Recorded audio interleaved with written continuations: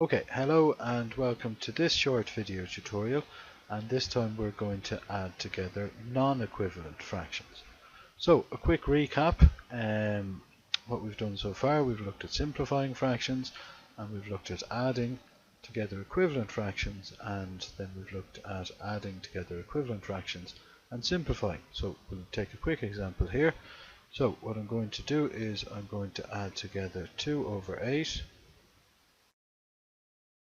Add that with 4 over 8. So as you remember, we look at our denominators and they're both equivalent, so we can add them together. Our answer is going to be 8, so over 8. And then we need to look at our numerator and add together very quickly 2 plus 4, which gives us 6/8. Now what we need to do is we need to find a highest common factor of 6 and 8, and then we'll be able to simplify them. And so what we have been doing was listing out our factors. So the factors of 6 are 6, 1, 2 times 3, and that's it. And then our factors for 8 are 8 and 1, and 2 times 4. So when we look at both lists, we can see that 1 is common and 2 is common, and 2 is our common factor, and it's our highest common factor. Then what we need to do is we need to divide our numerator by 2 and our denominator by 2. So 6 divided by 2 gives us 3, and 8 divided by 2 gives us 4. And so very quickly there we have added together equivalent fractions, then we have simplified it into its smallest form, or its simplest form, by finding a highest common factor. Now, in the next example then, what we're going to look at is adding together non-equivalent fractions.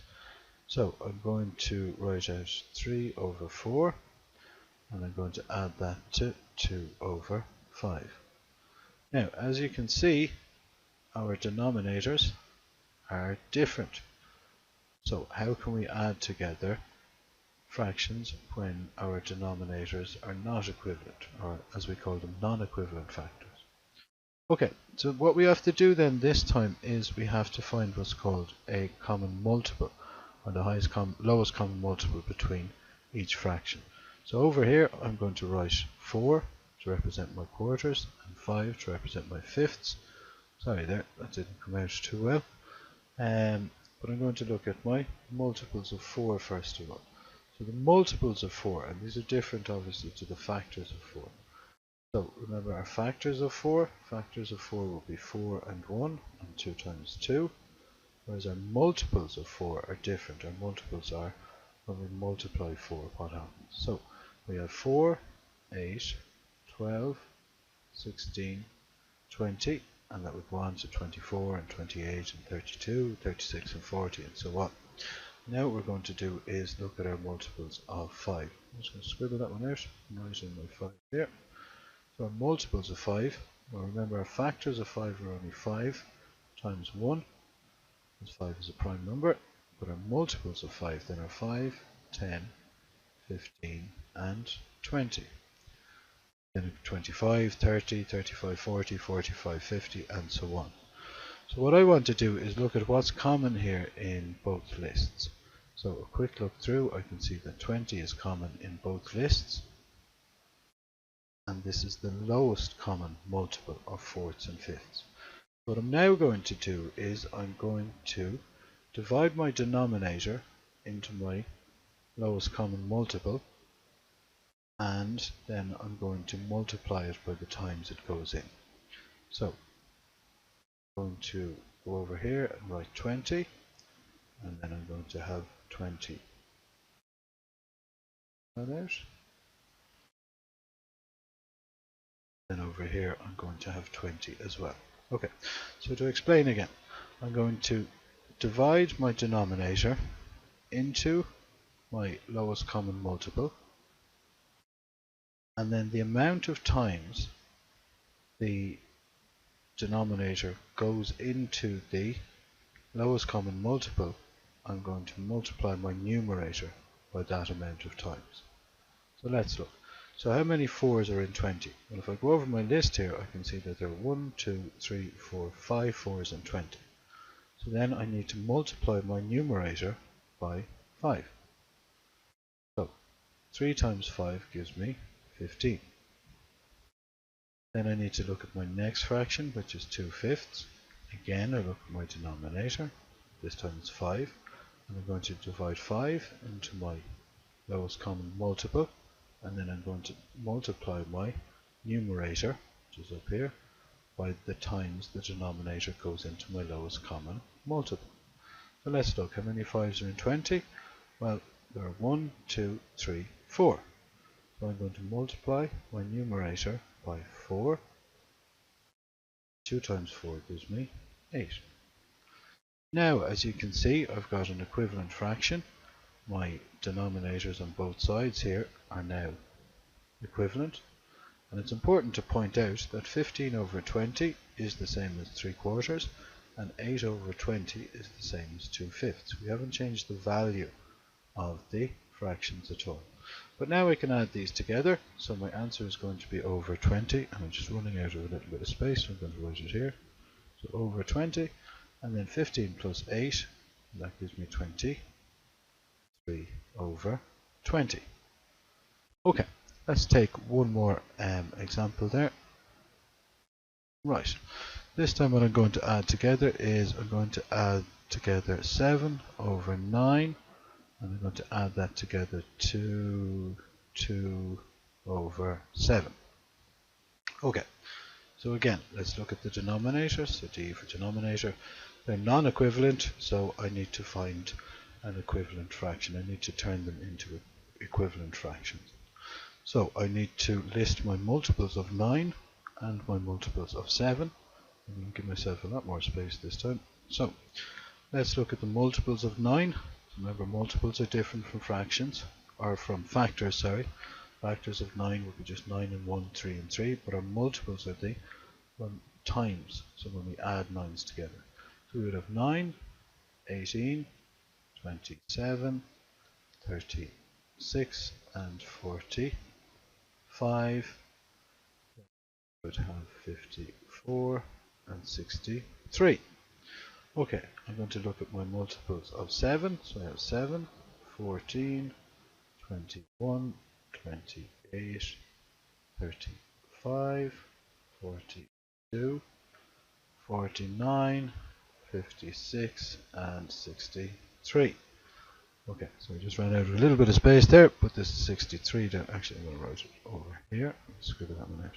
Okay, so when I look through my list then, what are my common multiples? Well, my common multiples actually are 63, and that in fact is the lowest common multiple in this case. So, now I'm going to turn both of these fractions into their equivalents, which is over 63, and I'm going to add them together. So what I have to do is divide my denominator into my lowest common multiple. So 9 into 63, well, that goes 7 times, and then I need to multiply my numerator by 7. So 7 7s are 49. Then I need to do the same thing over here. So how many 7s are in 63? Well, there are 9 7s in 63. So I multiply the numerator by 9. So 9 2s are equal to 18. Now you can see our denominators are both equivalent. So I can add these two numerators together. Okay, so let's add 49 and 18. So that's going to give us 67. 67 over 63. Sorry, that pen is not working very well, so over 63. Okay, so that's how you add together non-equivalent fractions. And so on this page then I'm going to write out a couple of examples, then I'll tell you when to pause the video, and then on the next screen then, or when you restart the video, I'm going to have examples of working through those questions. Alright, so let's add together 2 over 5 plus 4 over 8, and let's try 3 over 9 plus 2 over 15. Okay, so if you can try those two, and I would suggest that you pause the video now. Okay, so I hope you've had enough time there to work through the video. In this part now, I'm going to work through the two examples that I've given to you. So let's look at the first example. So we have 2/5 plus 4/8, and our denominators are non-equivalent. We need to make them equivalent, and then we can add them together. Okay, so we're going to add something plus something together, and we're going to see what happens. Now, this time I'm not going to list out the multiples, because I'm going to do the multiples in my head. I'm going to look at the multiples of 5 and 8, so 5, 10, 15, 20, 25, 30, 35 and 40. And for 8 then, I have 8, 16, 24, 32 and 40. So we know that both of them, their lowest common multiple then is 40. So when I add my sum together, it's going to be something over 40 plus something over 40. So let's look at the denominator in the first part. So that's 2/5. We ask ourselves how many 5s are in 40. There are 8 5s in 40. So then let's multiply our numerator by 8. So 2 8s are 16. And let's look at our second denominator, which is 8. So how many 8s are in 40? There are 5 8s in 40. So let's multiply our numerator by 5. So 4 5s are 20. Now our denominators are equivalent, so I can add the numerators together. So 16 over 40 plus 20 over 40, that's going to give us 36 over 40. And now our last step is that we want to simplify this. So we ask ourselves, what is the highest common factor for 36 and 40? And then we'll be able to divide it back down. So if we look at what number goes into 36 that also goes into 40, well 4 does. So how many 4s are in 36? There are 9 4s in 36. And then how many 4s are in 40? Well, there are 10. And so we've added non-equivalent fractions, turned them into equivalent fractions, and then we've simplified it into our final answer. So let's do the second one here. So 3 9ths plus 2 15ths. So again, I'm not going to list out the multiples, and I know that the common multiple, or the lowest common multiple for 9 and 15 is 45.